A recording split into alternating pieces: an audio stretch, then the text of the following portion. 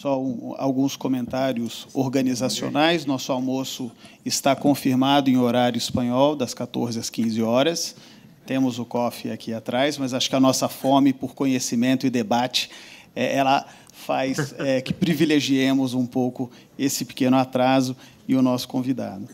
É com muita satisfação que eu apresento o doutor José Guilherme Reis, que é diretor executivo pelo Brasil e Suriname do BID, com passagem de 14 anos no Banco Mundial, ex-secretário de Política Econômica do Ministério da Fazenda, também com passagem na própria CNI, se deslocou de Washington especificamente para estar conosco nesta data. Vamos manter os participantes do painel anterior para que, após uma exposição inicial de 30 minutos, tenhamos um período de mais 30 minutos para debates com o nosso convidado José Guilherme Reis e com todos os palestrantes, panelistas que participaram na primeira parte aqui do nosso painel, sendo fiéis à nossa intenção de ter um debate bastante intenso. Queria até agradecer também a Guilherme Dantas, que está presente aqui hoje. Ele organizou uma reunião IBRAC-BID em Washington, em abril, quando nos conhecemos, e deu origem à presença do Dr. José Guilherme Reis aqui conosco hoje. Por favor, Dr. José Guilherme.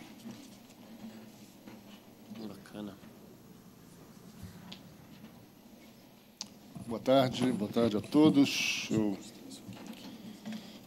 primeiro, queria agradecer o convite feito pelo IBRAC para estar aqui, e, em particular, ao diretor de Comércio Internacional, Francisco Negrão, com quem estivemos lá em Washington, como ele acabou de mencionar. Enfim, parabenizar o IBRAC por essa iniciativa. Eu acho que esse seminário já se consolidou como um dos fóruns importantes de discussão de temas críticos da agenda de comércio exterior no Brasil, e vindo do lado privado, acho que isso é algo a ser celebrado. Parabéns. Para mim, pessoalmente, é uma honra e um prazer estar aqui. Eu, como disse o Francisco, eu tive, nos últimos anos, trabalhando no Banco Mundial, e, apesar de sempre ligado ao Brasil, eu sempre, no banco, você acaba indo parar em outras paragens, mas sempre mantendo o foco em comércio internacional. E, recentemente, voltei, de certa forma, um retorno ao Brasil como representando o país no Banco Interamericano de Desenvolvimento. De certa forma, a minha apresentação conta um pouco, começa no cenário internacional e tenta chegar ao Brasil para a gente voltar às discussões que já tivemos nessa manhã, na primeira e nessa mesa agora.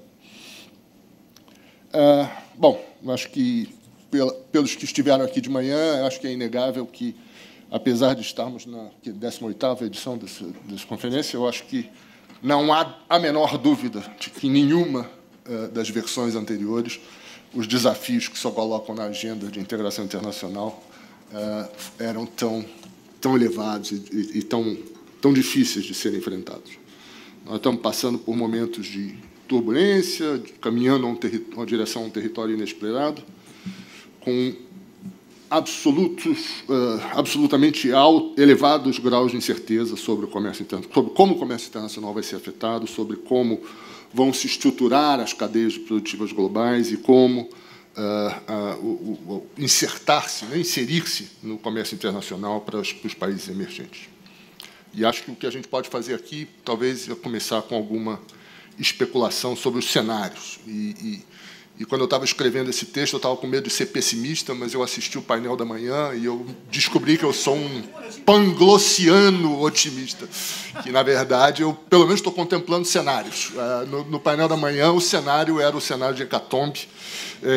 Eu acho que eu, pelo menos, vou tentar, não sei, talvez com um otimismo, como eu disse, exacerbado, ainda manter um cenário em que a hecatombe não aconteça. Mas vamos começar a conversar sobre a hecatombe, né?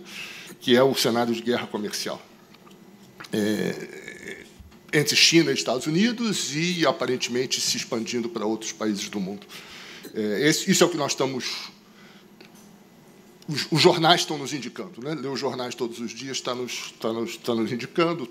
Todos os dias há um anúncio de algum país no sentido de algum tipo de medida retaliatória e, portanto, de uma exacerbação do conflito iniciado pelos Estados Unidos. Esse é um cenário que, de certa forma,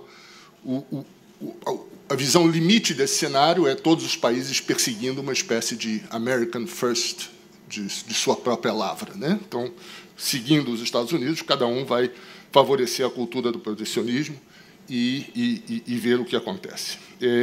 É um cenário, sem dúvida, disruptivo, com consequências absolutamente imprevisíveis, mas certamente muito negativas sobre o comércio internacional e, naturalmente, sobre o crescimento e bem-estar da economia mundial. Quantificar um cenário disruptivo é quase uma contradição em termos, mas talvez valha a pena só, já que eu sou economista e aqui tem muitos advogados, né, economistas que trabalham mais com números, só citar alguns números. Um trabalho recente do Alessandro Nicita e Marcelo Olearrega, e mais um coautor, usando um modelo que chama um modelo de poder de mercado, não vale a pena entrar em detalhes, eles chegam a um aumento médio de 32% na tarifa que vai ser enfrentada pelos exportadores médio mundial em um cenário de guerra comercial em que os países todos passam a, no jargão do economista aqui, explorar seu poder de mercado no limite. Imagine o que significa uma tarifa média de 32% para o exportador médio mundial, né? Pensem que, no mundo, o que aconteceu foi uma redução tarifária, mas, ao mesmo tempo, houve um aumento de proteção via... Não um aumento de proteção, houve um aumento compensatório de proteção via mecanismos não tarifários, né? Um ponto que eu acho que vai ser debatido aqui de tarde. Vera, entre outros, vão estar discutindo isso aqui. Há um trabalho recente, foi publicado semana passada por um grupo de economistas, Gunness, Milner e New, que é um pouco controverso, mas eles dizem que o nível de proteção mundial não mudou muito nas últimas décadas, porque, na verdade, a redução tarifária foi compensada por um aumento de medidas não tarifárias. O que significa que, se você aumentar as tarifas agora para uma tarifa média de 32%, nós estaríamos numa situação absolutamente inédita de um aumento de proteção cavalar, literalmente cavalar. Então, é disso que está se falando, e acho que isso apenas reforça a conclusão que eu acho que é mais ou menos óbvia e que foi apresentada aqui, entre outros, na primeira apresentação do Stephen Coe, se não me engano, de que, numa guerra comercial, não há vencedores. Na verdade, vão todos perder. Agora, ainda há um cenário, permitam-me explorar, um cenário talvez não tão negativo, em que a guerra comercial não se materialize de forma completa, né? É um cenário em que, na verdade, os Estados Unidos acaba se isolando mais do mundo, talvez não formalmente, numa OMC-1, mas sim num mundo em que acordos comerciais passam a ser mais acordos regionais, em que passam a ser uma tendência maior a um regionalismo e integração entre blocos regionais. Acho que há alguns sinais nesse sentido, né? E aqui cito de novo a apresentação do Stephen, ou a resposta quando ele deu na parte da manhã, quando ele mencionou que para alguns representantes do governo americano foi uma surpresa saber que o TPP continuou, né? Como o TPP-11, né? Como o Comprehensive and Progressive TPP. Na verdade, isso, na visão de alguns deles, simplesmente isso não existe mundo sem Estados Unidos, né? Não esqueçam que o campeonato de beisebol deles é chamado World Series, né? Quer dizer, como se fosse um campeonato nacional, é o campeonato mundial, e o mesmo vale para o basquete. Então, eu acho que, de alguma forma, a reação dos países e o que vem se desenhando em termos de acordos regionais, incluindo o Mercosul, União Europeia, tentativas de acordos com o Canadá, a própria União Europeia e Canadá, acho que todos esses... né, há aqui um espaço para se avançar nessa linha, e é algo que eu vou explorar para o Brasil. Um ponto que eu acho que vale a pena discutir e que eu acho que fundamenta um pouco essa visão, talvez não tão negativa, é o que vai acontecer com cadeias globais de valor. Porque, na verdade, o que está acontecendo é que esse tipo de ação do governo americano está, sem dúvida, confrontando-se com o comércio na sua expressão, o comércio do século XXI, né? Que é um comércio baseado em cadeias globais de valor, baseado em bens intensivos em contratos, né? Bens e serviços intensivos em contratos, em que, na verdade, estou falando de relações de longo prazo. Fábricas espalhadas pelo mundo, com partes espalhadas pelo mundo. Há quem já tenha decretado o fim das cadeias globais de valor, das global value chains. Eu acho que eu certamente não iria tão longe. Acho que os determinantes econômicos, tecnológicos, seguem existindo e seguem sendo muito fortes para incentivar as empresas a buscarem redução de custos via integração e via fatiamento da sua produção em diversos países. E são até mais fortes hoje do que eram no passado, com o progresso tecnológico. Leiam o livro de Richard Baldwin, The Great Convergence, o mais recente livro, que mostra um pouco, ou que até especula um pouco, faz um pouco de futurologia sobre o que pode acontecer com os avanços do progresso tecnológico. Mas há que se reconhecer que as cadeias globais de valor estão sofrendo forte impacto. E aqui, um ponto importante chamar a atenção é que, na verdade, aqui o impacto vem não só do governo Trump, mas de outros movimentos, né?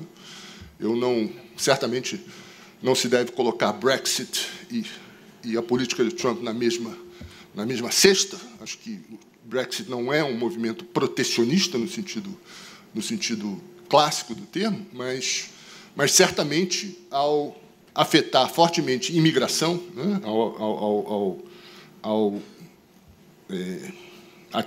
mirar a imigração, certamente que o Brexit tem impactos sobre a forma predominante de organização do comércio no século XXI, que são cadeias globais de valor, que, por definição, envolvem ter uma fábrica espalhada por parte do mundo e ter fluxo de pessoas, fluxos migratórios, para solidificar isso. E basta ver os sucessivos alertas, quem está acompanhando o Financial Times ou outros jornais, recentemente emitidos pela Airbus, BMW, etc., ao governo inglês, chamando a atenção do que pode acontecer se a saída se o Brexit não for acompanhado de medidas imediatas para solidificar a relação com a União Europeia. Se ao Brexit se somam outros países onde o sentimento anti-imigração tem crescido fortemente, eu acho que fica claro que alguma coisa está acontecendo no mundo das cadeias globais de valor. De novo, não tenho resposta para como é que isso vai se formar. Acho que já há uma tendência, de fato, as cadeias serem muito mais regionais do que globais. O próprio Baldwin gosta de dizer que as cadeias globais de valor não são nem cadeias de valor nem globais, elas são mais regionais e são, na verdade, redes de produção, internacionais de produção, regionais de produção. Mas eu acho que vai haver certamente um redesenho bastante grande, dado esse tipo de incentivo. Na esfera multilateral, eu acho que eu não vou me atrever a falar muito. Acho que foi brilhantemente discutido aqui pelo ministro conselheiro, por todos que estiveram aqui no painel da manhã. Acho que a OMC tem um desafio enorme pela frente, e nós todos os países que valorizam, e o Brasil tem sido um país chave nesse ponto, valorizam o multilateralismo e a OMC, nós temos que lutar para passar por essa tempestade e preservar um comércio baseado em regras internacionais acordadas, imperfeito, por mais que seja, que todos nós reconhecemos que é imperfeito. Concordo com o que a Lia disse, muito do que está acontecendo, na verdade, já estava incubado há muitos anos, mas, na verdade, eu acho que ainda é o melhor que nós temos e algo que deve-se lutar para preservar. Muito bem. Como isso afeta o Brasil, né? Acho que essa é a minha segunda parte do que eu queria discutir aqui. Eu não vou me atrever a especular sobre os efeitos de uma guerra comercial sobre o Brasil. Acho que tem muita gente discutindo se vão haver oportunidades, se vão haver ameaças, perdas.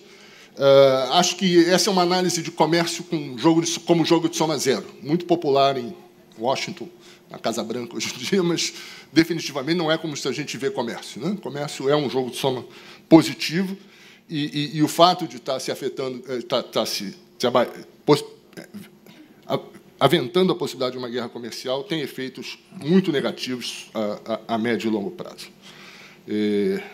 O provérbio africano, quando dois elefantes brigam, quem sofre é a grama, acho que é o mais citado hoje em dia. Eu já ouvi em pelo menos 3 conferências esse provérbio citado, e acho que, de fato, ele reflete bem o que está acontecendo no mundo. Todos são afetados e são afetados negativamente, e o comércio não é um jogo de soma zero.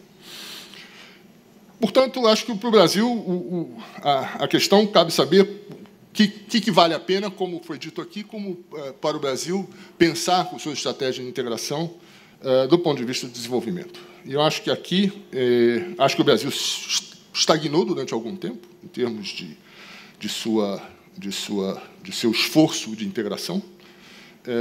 O Brasil ainda tem tarifas elevadas, apesar de que as comparações têm que ser feitas com todo cuidado, levando em conta todas as exceções, mas o Brasil tem tarifas elevadas, também tem medidas de cunho não tarifário, e a resultante é um fluxo de comércio, como participação do PIB, bastante baixo comparado com a média mundial e com a tendência da média mundial, que tem sido de crescimento. Acho que, de fato, a área de serviços foi citado aqui pelo Fabrício como uma área que merece atenção, é uma área absolutamente crítica, e acho que o Brasil tem aqui uma dificuldade grande, uma dificuldade muito associada com tributação, com níveis de tributação, um nível de tributação absolutamente elevado, mesmo para padrões brasileiros. O Brasil tributa muito, mas o tributo sobre serviços e serviços importados é extremamente alto, e há ainda muita restrição nessa área. Mas eu acho que, com isso, com esse tipo de práticas, o Brasil vem perdendo. E aqui eu acho que a gente volta à discussão que já se iniciou aqui, e eu, um pouco com a minha... se eu tiver um pouco de credibilidade pelo fato de já ter trabalhado na CNI, já ter feito consultoria para o MIDIC, ter trabalhado na Fazenda, no Banco Mundial e no BID, como se diz, o diabo é sábio porque é velho, não porque ele é diabo, né? Eu acho que aqui vale a pena discutir 2 coisas. Eu acho que por que o Brasil deve se integrar mais? Não é para aparecer bem nos livros do BID ou do Banco Mundial. É uma questão da sua agenda de crescimento e da sua agenda de produtividade. O Brasil está com produtividade estagnada há décadas. Não cresce, uma economia que cresce muito pouco. A maior parte, toda a evidência que existe, evidência imperfeita, modelos imperfeitos, sem dúvida nenhuma, mas toda a evidência que existe sugere que maior integração está associada a maior produtividade, está associada a maior crescimento a longo prazo. Como que se dá esse fenômeno? Através de vários mecanismos, né? Mais importação significa mais pressão competitiva, significa melhor alocação de recursos, melhor fortalecimento a nível de firma. Mais exportadores significa mais um processo de aprendizado através da exportação, aprendizado de novas técnicas. E a própria noção de cadeias globais de valor mostra isso com muita clareza, né? A possibilidade de troca de tecnologia, de conhecimento associado a um comércio mais permanente. Então, acho que do ponto de vista de fundamentação, há sim um claro diagnóstico que aponta que uma maior integração seria benéfica para o Brasil. Essa discussão, e aí é uma questão unilateral, né? Uma questão claramente, do ponto de vista unilateral. Como motivação, como estratégia de negociação, é absolutamente outro tema. E aqui eu acho que o Abraão, como sempre, colocou de maneira muito clara e muito ponderada isso. Eu acho que, na verdade, como estratégia, eu acho que aí a estratégia é, obviamente, a que gere maior benefício, e se isso for possível via uma ação bastante efetivo no sentido de uma política comercial mais agressiva, eu acho que é, na verdade, uma win-win, né? E aqui eu acho que eu quero reconhecer que isso vem acontecendo, né? E isso foi apresentado aqui agora mesmo pelo secretário. Acho que o Brasil, depois de um período bastante inward-looking, né? Sem uma atuação mais decisiva, passou a atuar de forma mais incisiva na política comercial, incluindo tanto integração regional como integração global, como foi apresentado. E aqui eu acho que valeria a pena eu mencionar alguns estudos e simulações que têm sido feitas recentemente no âmbito internacional e que eu acho que trazem alguma evidência, né? Sempre imperfeita, mas alguma evidência. Uma delas é um documento do BID, que chama a atenção para os ganhos associados a uma maior integração sul-americana e latino-americana, né? Como disse o Pablo, né? Esse livro aí, Vera, você pode mostrar esse livro aí, que eu dei para o Francisco, chama-se Ligue os Pontos, né? Que é um livro exatamente que procura explorar quais são os impactos se os novos governos da região continuarem a perseguir o caminho iniciado nesse último ano de buscar uma maior convergência. Primeiro, entre dois grandes blocos na América do Sul, que são a Aliança do Pacífico e o Mercosul, os dois grandes blocos da América. E, segundo, avançando também para a América Central e para toda a América, digamos, ou toda a América Latina. Acho que isso é claro que já se avançou muito, mais de 90% do comércio interregional hoje já é isento de tarifas, em função de acordos de preferência tarifária, mas ainda há muito o que se avançar aqui, expandir o acordo entre Brasil e México, trabalhar com mais afinco, talvez, em temas não tarifários. Acho que o tema de regras de origem há um foco bastante grande nesse relatório em padronização ou uma tentativa de diminuir o desacordo que existe entre regras de origem, entre os diversos acordos preferenciais, e facilitação do comércio, que é um tema absolutamente... E o que esse estudo mostra é que se pode esperar, conservadoramente, ganhos médios de 9% do comércio interregional de bens intermediários usados nas exportações e 3% no aumento das exportações intrarregionais, o que equivale a mais de 11 bilhões por ano.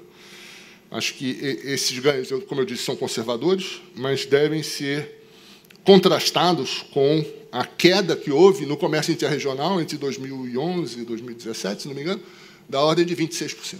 Quer dizer, então, isso aí, na verdade, daria um impulso grande ao comércio internacional e mitigaria os possíveis efeitos do que nós estamos discutindo, que é uma guerra comercial ou um fechamento de mercados de economias mais avançadas por protecionismo. Também outro estudo que fizemos, e que enquanto eu estava no Banco Mundial, fizemos recentemente para um estudo precisamente sobre produtividade, sugerem que, se o Mercosul avançar com a sua negociação com a União Europeia, com a Aliança do Pacífico, e até com medidas internas, né, de redução de tarifas, de medidas não tarifárias, isso poderia resultar em aumentos consideráveis de exportação, importação e de PIB, né? Um crescimento do PIB acima da linha de base, da ordem de 1%, que eu acho que é uma coisa que pode parecer pequena, 1% só, mas é 1%, se você acumula isso em 5 anos, 10 anos, é um enorme ganho para um país que tem crescido muito pouco, como é o Brasil, e como uma região que tem crescido pouco, como a América do Sul. Então, acho que isso claramente, e aqui volto ao que foi apresentado anteriormente, não há a menor dúvida que isso é uma parte da agenda de competitividade, que não pode prescindir de outros componentes da agenda de competitividade, que envolvem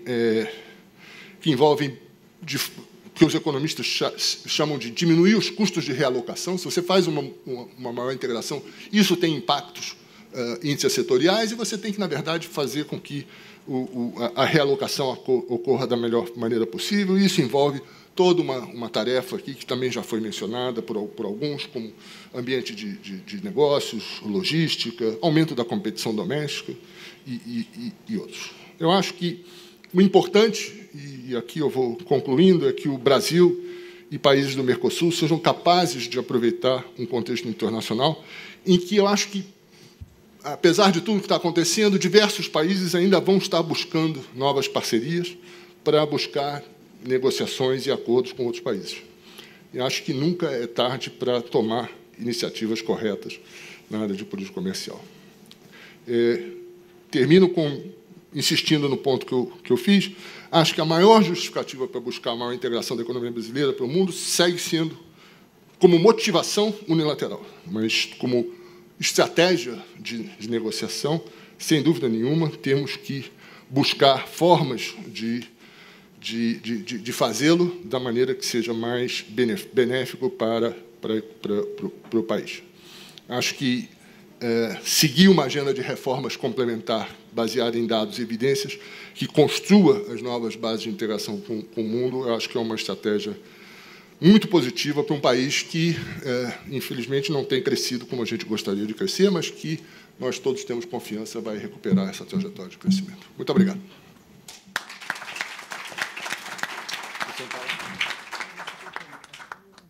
Vou sentar aqui. Você está vindo lá da Siri.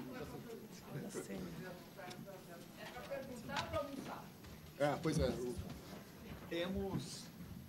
Eu ia reclamar até 30 minutos para perguntar para todos nós. Por favor, professora Vera, muito obrigado mais uma vez por estar aqui conosco. Sua presença alegra muito o nosso seminário.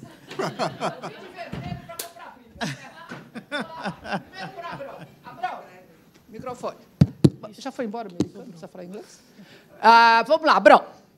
Segundo o maior especialista em comércio, chamado Assis Moreira, segundo o Valor, a figura que mais entende de comércio internacional, sabe das histórias, ele deixou... O que está acontecendo nessa negociação? Quer dizer, foi lá, nós fizeram um lindo acordo na Alemanha, um grande seminário na Alemanha, e parece que andou tudo para trás. Então, eu acho que não tem repórter aqui. Conta para a gente o que está acontecendo. Tá? José, vamos lá. Você que é BID, que é América Latina, que vocês gostam de dizer. Né? E agora o México, a partir de 1º de julho, eu acho que vai ficar muito mais latino do que sempre foi. Muito. Eu vejo o fim do NAFTA, eu vejo exatamente, se o Obrador ganhar, vai ser uma outra América Latina. Há anos, o que eu vejo é que existem duas Américas Latinas. Tá? Você tem a América Latina, o Mercosul, né? Atlântico, e você tem uma América Latina pacífica. Né? Todo sonho do Brasil de dominância para a América do Sul é um grande sonho. Tudo me mostra que os hispânicos odeiam o lado atlântico, ponto. Tá? E há duas evidências. Abrão, você está todo contente dizendo que, a partir do ano que vem, não tem uma tarifa entre a América do Sul. So what? Olha, o comércio está cada vez diminuindo mais, Abrão. Tá? Por quê? E aí, pronto, eu só falo hoje à tarde, quando você mexe em outras coisas, regra de origem é uma piada, gente. Você tem 6 ou 7 sistemas de regra de origem, o próprio Mercosul é uma piada, tá? E aí eu concordo com a Eliana, porque realmente é uma piada. Depois, você olha os outros acordos ainda que tem e como é que hoje, até hoje, o raio do BID não deu dinheiro para fazer um acordo. Você tem o Exterior-DAO lá, que é o maior especialista em regra de origem, que eu cobrei dele publicamente. Por que você não bota as claras? Qual é o custo de regra de origem dos sistemas que tem por aí? Tá? Porque é uma vergonha. E aí, José, o que acontece? O que eu sinto é toda a parte de regulação são 2 mundos diferentes. O lado do Pacífico está todo ele americanizado, está todo ele voltado para Estados Unidos. E aí quem ganha é a China, porque a China também segue padronização toda americana. Tá? Ela exporta, ela quer saber o que exporta. E aí a gente está lá, o nosso lado atlântico, morrendo ainda com todo o esquema que é, querendo ou não, ligado mais ao europeu, etc. Então, a América do Sul, como conceito que vocês têm, não existe, gente, é absolutamente irreal. Tá? E o que o raio do BID está fazendo de estudos que possam ajudar essa discussão? Pronto. Próximo. Vamos passar primeiro para as respostas e depois para a próxima pergunta. A gente começa com o raio do vídeo. Banco Interamericano. Começa com o secretário. Comecemos com o senhor, secretário. Aqui a Vera como agente provocadora aqui de cada edição do IBRAC. Eu diria disruptor, mas... Não, nem tanto. Sempre, professora Vera, mas, com bem, carinho. o que está acontecendo na negociação Mercosul-União Europeia é negociação, né? Ou seja, isso faz parte do jogo. Né? Tem a resposta diplomática de que a gente nunca esteve tão perto quanto estamos hoje. Isso, de certa maneira, é verdade. Nesses últimos 2 anos de negociação, houve muito avanço do ponto de vista técnico. Há maturidade em diversos temas, diversos capítulos. Acho que, do ponto de vista técnico, a gente já tem muita proximidade do ponto de chegada. Agora, há questões que são politicamente sensíveis dos dois lados, né? E para cobrir esse terreno, é preciso vontade política dos dois lados. Eu acho que tem... Desculpa? Não, pelo menos nas duas últimas reuniões, houve uma discussão muito focada no tema automotivo. E, obviamente... Vou chegar lá. Né? Então, assim, nessas 2 últimas reuniões, o Mercosul apresentou propostas que se aproximaram muito das demandas dos europeus. Obviamente, eu não vou abrir aqui os detalhes de quais foram as propostas e o que está sendo circulado, se tem até que ponto isso corresponde à verdade ou não. A gente tem uma próxima rodada agora, dia 9 de julho, lá em Bruxelas. É uma rodada técnica que provavelmente será sucedida de uma reunião de ministros, e é quando a gente vai ver se a disposição política que os dois lados, em diversos momentos, externaram, ela está presente ou se está presente na intensidade necessária para levar à conclusão do acordo. Eu acho que, do lado do Mercosul, sobretudo do Brasil, há o reconhecimento de que esse é um acordo muito importante. Agora, obviamente, é um acordo que vale desde que se mantenha um certo equilíbrio. Não é um acordo que, em um lado, faz concessões exacerbadas e o outro tem alguma certa comodidade. Nossa avaliação hoje é que esse ponto de equilíbrio é factível de ser alcançado. A gente vai, nas próximas semanas, entender até que ponto os especialistas estão certos ou... Obrigado, secretário. Doutor José Guilherme. O raio do BID... O raio do BID tem uma equipe técnica na área de comércio espetacular, concordamos, né? Acho que Tony Estevadeu-Dudal e Maurício Moreira e outros são realmente um grupo técnico da maior qualidade e vem tentado trazer essa agenda. E acho que, usando recursos do BID, nós estamos no momento com... Primeiro, se publicou esse documento, que eu acho que é um documento...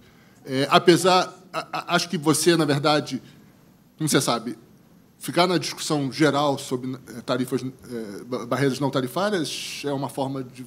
Mas você fica numa espécie de zona de conforto, né? Mas você chegar ao ponto específico, e acho que o ponto específico aí é exatamente regras de origem, é o ponto que você comentou e que eu acho que é um ponto absolutamente decisivo. Algum tipo de padronização, ou se não padronização, pelo menos de diálogo entre regras de origem completamente distintas. Então, e acho que é um sucessor desse relatório, que é um projeto de assistência técnica com os países da Aliança do Pacífico e do Mercosul. Então, esse é um objetivo super importante para o BID. Se a gente vai ser bem-sucedido ou não, eu não sei, eu acho que só... Mas a intenção é muito clara. Antes da próxima pergunta, o secretário Abrão gostaria de fazer outro comentário. Perfeito, obrigado. Só um complemento aqui à abordagem do José Guilherme, porque eu também tenho um pouco essa sensação, né? O Mercosul funciona, não funciona? Todos os acordos que a gente tem na América do Sul resolvem, não resolvem? É claro que o mundo real é extremamente mais complexo do que uma discussão nesse ponto. E aí é fundamental entrar nas questões concretas. E aí aqui eu vou trazer 2 elementos de um trabalho que a gente vem fazendo em conjunto com o BID, que mostra qual é o desafio que a gente tem pela frente. Primeiro, relação bilateral Brasil-Argentina. Então, quais são os pontos de trabalho que vem acontecendo? Facilitação de comércio, convergência regulatória. São dois temas extremamente áridos e que, para se ter algum tipo de avanço, você tem que olhar na minúcia o que acontece na vida real. Então, na parte de facilitação de comércio, para ilustrar esse trabalho, a gente está fazendo um mapeamento do lado brasileiro e do lado argentino de quais são as exigências que as exportações de cada parte enfrentam para acessar os mercados recíprocos, exigências burocráticas, e, a partir daí, trabalhar a respeito de cada uma delas. Aqui não tem receita mágica de, olha, vamos assinar um acordo, um protocolo de facilitação de comércio entre Brasil e Argentina, no outro dia não muda nada. Então, tem que entrar, tem que aqui arregaçar as mangas, sujar as mãos de graxa e trabalhar na engrenagem de comércio exterior. Outro trabalho que também eu acho que é fundamental e dificílimo, regras de origem, e a gente tem feito essa discussão entre Mercosul e Aliança do Pacífico. Então, como identificar setores em que a gente possa caminhar para uma acumulação de origem? Não é algo simples, cada acordo tem uma regra de origem diferente. Essa regra de origem não é a mesma entre os sócios do Mercosul. Tem produtos com preferência tarifária distintas, tem produtos incluídos e excluídos. Então, não é simplesmente a gente tem aqui um guideline para chegar a uma acumulação de origem que todo o Mercosul e a Aliança do Pacífico vai poder se aproveitar. Aqui é um trabalho de formiga, com o gasto que isso envolve de tempo e de recurso, mas não tem outra alternativa. Então, eu acho que parte de se buscar ter retornos maiores com os acordos que a gente tem hoje na América do Sul é olhar o que não está funcionando e, concretamente, buscar caminhos melhores. Minha contribuição. Professora Lia. Acho que é para o Pablo também, para todos. Primeiro, eu acho que a gente fala muito de acordo, Mercosul, acordo com não sei quem, repensar primeiro o Mercosul, né? Que Mercosul é esse que a gente está falando. A última negociação que eu lembro, que eu estudei, tinha 64 cronogramas bilaterais quando o Mercosul foi lá negociar com a Colômbia, com a Venezuela. Então, eu acho assim, que é um dever nosso. Eu sei que o secretário não pode falar, que é representante do governo, mas que Mercosul que a gente quer, entendeu? Tem que enfrentar, eu acho, que essa questão. É a área de livre comércio, não é? Senão fica sempre essa coisa ilusória. Né? E não sei nem se isso ajuda para a nossa, que eu acho fundamental, a integração sul-americana. Né? Quer dizer, vamos ficar claro que eu acho que isso deve ser um tema do próximo governo. Né? Já foi comentado, isso atrapalha a negociação, enfim, tem que ser claro o que se quer. Seria uma maravilha, só um comentário, se o Mercosul se repensasse e propusesse uma redução na tarifa externa comum. Né? Lembrar que o Mercosul foi criado e teve um impacto sobre o Brasil grande, que reduziu a nossa reforma tarifária. Isso era um ponto de comentário. O segundo, rapidinho, eu acho muito interessante os acordos de investimento que o Brasil, a proposta, né, que foi feita, enfim, como a gente estudou, propôs para a China. Só por curiosidade, queria saber se, em relação à Mercosul Europeia, foi tentado propor isso, não foi? A impressão que eu tenho é que vários países rejeitam um pouco o nosso formato de acordo, embora ele tenha até sido elogiado pela UNCTAD. Terceiro, rapidinho, Druzeg. Eu entendo o teu ponto de vista. Eu acho que a questão da cadeia e tal, isso força, né? Que é a questão dos negócios, etc. Mas eu acho que o tema da China para os Estados Unidos, né, e a maneira de lidar, que isso que é a coisa mais estrutural, eu acho que até coisa do comércio, de repente, você vai resolvendo, mas como é que você lida com problemas, com formas de inserção, de entendimento de políticas industriais e comerciais diferentes, que isso a China, eu acho que não vai mudar. Eu acho que a questão do comércio, tal, você vai ajeitando. Como é que eu lido com uma empresa estatal? Como é que eu lido com esses fundos de financiamento que ela tem, que são enormes, e está na estratégia do going out para o mundo? Eu acho que esse que é o... Até pode ter até essa tua visão otimista, mas esse problema, de alguma forma, vai ter que ser resolvido. Só complementar um comentário rápido da Lia. Sobre a questão do Mercosul, a parte comercial está toda vinculada ao ACE 18. Né? E nós vamos ter que lembrar que nós não somos uma área de livre comércio. Não somos. Ficamos dizendo isso. Por quê?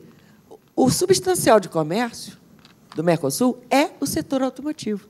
E o setor automotivo não está desgravado no Mercosul. Hoje, o comércio Brasil-Argentina é feito pela CE 14, bilateral. O comércio Brasil-Uruguai é feito pela CE 2, bilateral.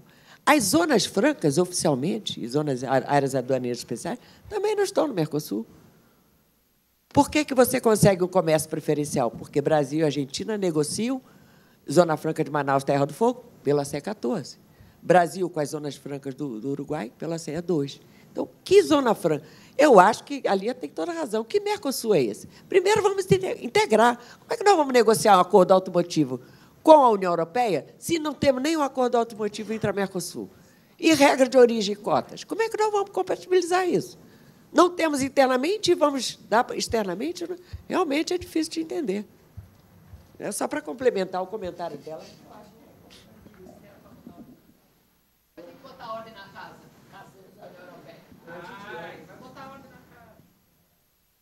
Bom, as perguntas foram feitas para a mesa. Secretário, o senhor gostaria de começar ou terminar? Pablo. A primeira pergunta foi para o Pablo. Pablo, então. Vai lá. ¿Quieres empezar, Pablo? ¿Qué Mercosur es? Comienzo.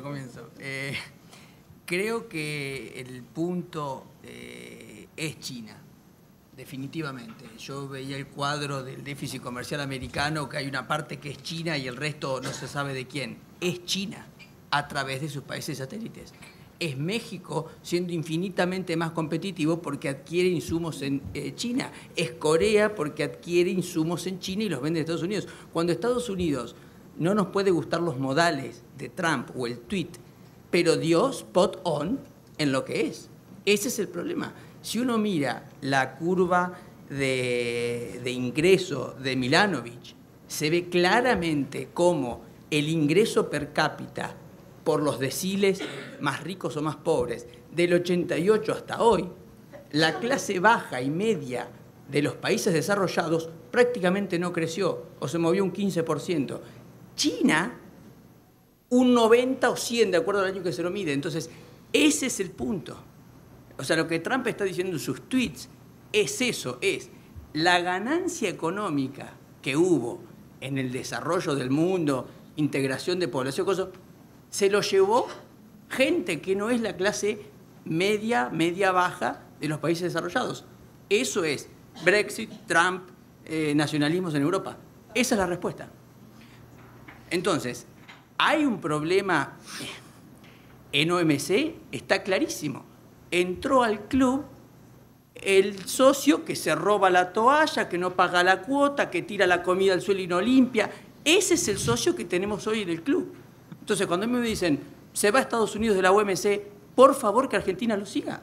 No podemos seguir en ese club. No hay manera de competir en ese club, porque lo único que negociamos fue acceso a mercados y China se ríe de acceso a mercados.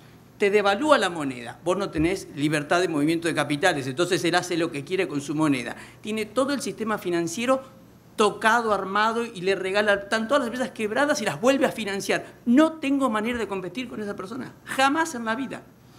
Entonces, ese es el punto. Creo que se llegó a un momento donde alguien dijo basta. Lo dijo mal, puede ser, pero si lo miramos en el mediano y largo plazo, en algún momento iba a suceder. Yendo a Mercosur, nuevamente, creo que un poco lo dije en mi presentación, creo que hace falta en una comisión paralela, una mesa paralela, ¿dónde estamos Mercosur?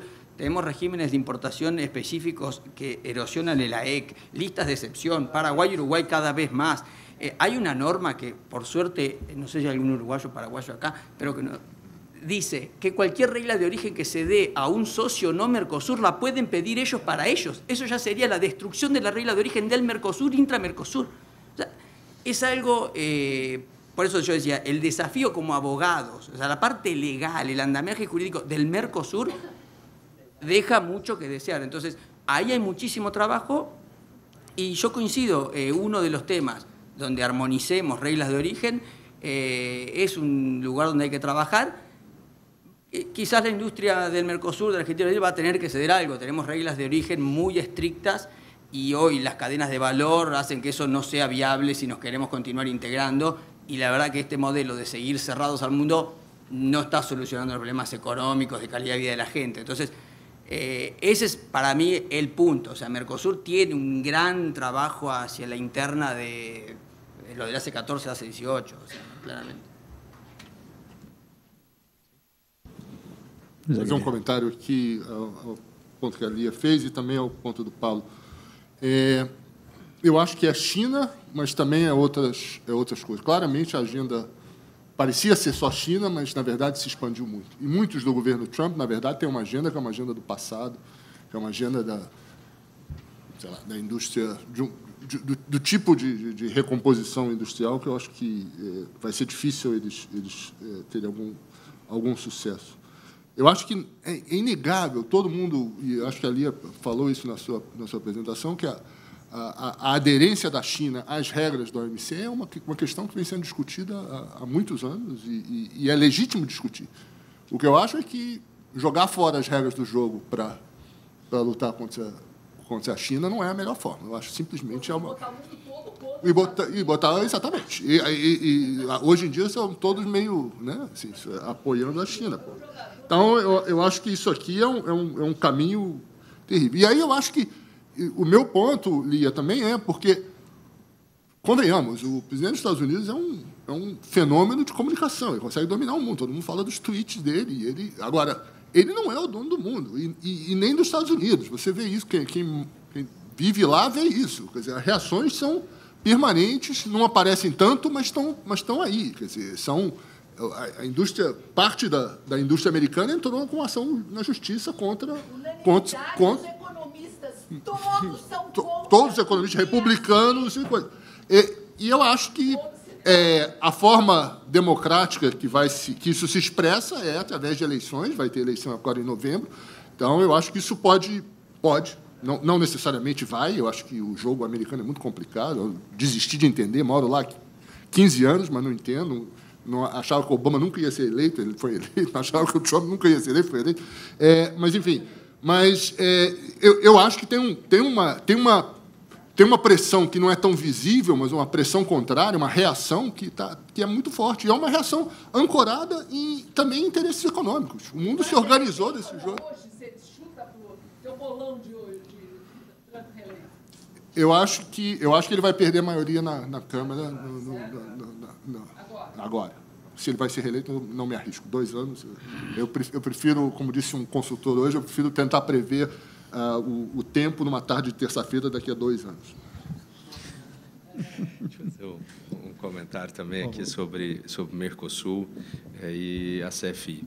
Primeiro, o Mercosul, acho que é inegável que tem muito dever de casa que precisa ser feito. O ano passado, uma das agendas da presidência pro-tempore do Brasil foi trabalhar para a retirada, para a desconstrução de uma série de barreiras que já haviam sido identificadas. Há ainda, obviamente, diversas outras barreiras que ainda estão no lugar e que também precisam ser desconstruídas.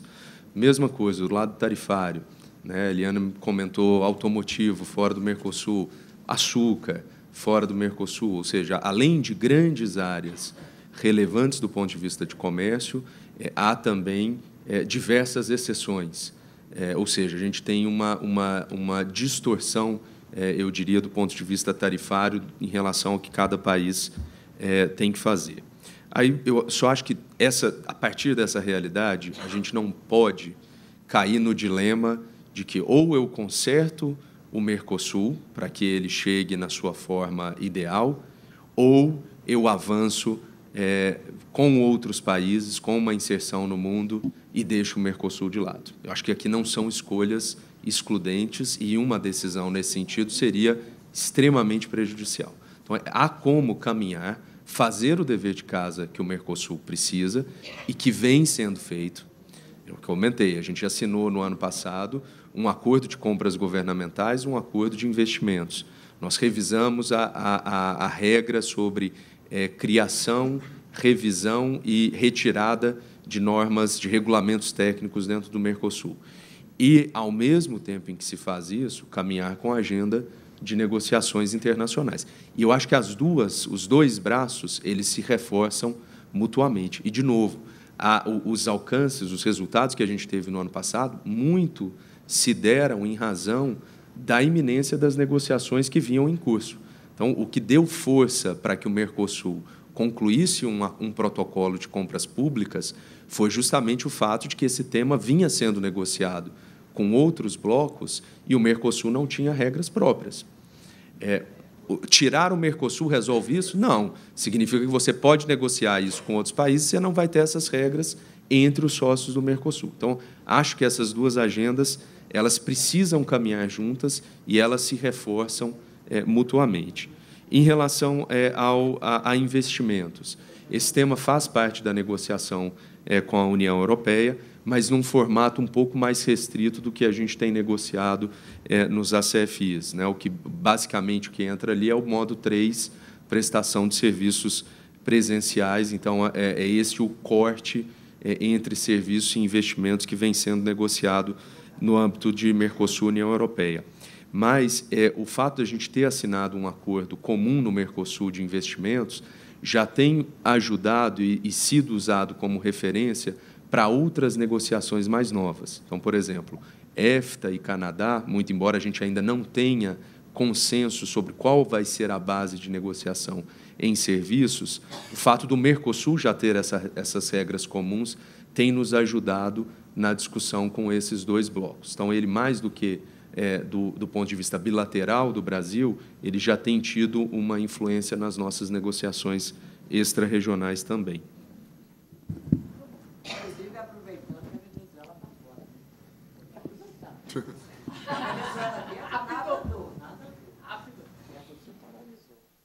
Que só teria uma última pergunta, e podemos seguir.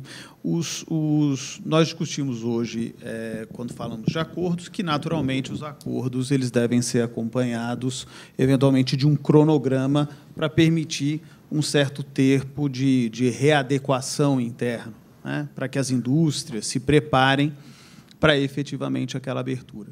Acho que a minha pergunta para a mesa seria qual seria um perfil de cronograma, um exemplo de perfil de cronograma de adequação que faz sentido em termos de limites de tempo e, mais importante ainda, quais são as medidas que, efetivamente, as indústrias, mas também os governos podem tomar para maximizar a eficiência da adequação nesse período de tempo? Porque eu acho que é uma pergunta muito importante também para a própria negociação. Já vou meter a colher nessa conversa, e para ficar na área culinária, acho que minha primeira resposta é que não tem receita de bolo para perfil de cronograma, né? Depende do parceiro com o qual se negocia, né? Se a gente está negociando com parceiro X, em que o nosso perfil ofensivo e as nossas sensibilidades são umas, certamente será diferente de uma negociação com um parceiro em que nós tenhamos, eventualmente, menos ofensividade ou mais sensibilidade. Então, aqui, essa eu acho que é uma discussão modulável, caso a caso, para responder à realidade do comércio e dos interesses comerciais do Brasil e do Mercosul com os seus parceiros. Mas eu acho que tem algumas diretrizes que fazem sentido em qualquer negociação. A primeira, por exemplo, ao se definir um cronograma de desgravação, ter um olhar para a cadeia produtiva. Então, faz sentido, e essa é talvez uma medida que já permite dar competitividade à medida em que o acordo vai sendo implementado e o cronograma de desgravação vai acontecendo, você desgravar primeiro, ou com mais velocidade, aqueles produtos que estão mais na base da cadeia produtiva. Com isso, os produtos que estão mais ajusante da cadeia vão poder se aproveitar do consumo, da aquisição desses insumos e, obviamente, ter mais competitividade. Essa é uma regra que cabe uma série de exceções, né? Porque aí, de novo, a gente volta para a discussão caso a caso de quais são as nossas sensibilidades ou de quais são os nossos interesses estratégicos. E, perdão, Francisco, a sua segunda pergunta era? Que medidas, efetivamente, de ajustes, tanto, né, exemplos de medidas efetivas de ajuste que tanto o setor privado deve tomar para maximizar a eficiência desse cronograma de adequação, quanto medidas que o governo pode tomar para auxiliar? O governo, de novo, eu volto na melhoria do nosso ambiente interno de produção e de negócios. Então, aqui é uma discussão que precisa caminhar com reformas estruturais de todos os elementos que fazem parte do Custo Brasil, desde elementos logísticos, transporte, tributários, ou seja, todos esses pontos precisam acontecer de forma concomitante com esse processo de abertura. Caso contrário, a gente vai ter um desequilíbrio que tende a ser prejudicial para o setor produtivo brasileiro.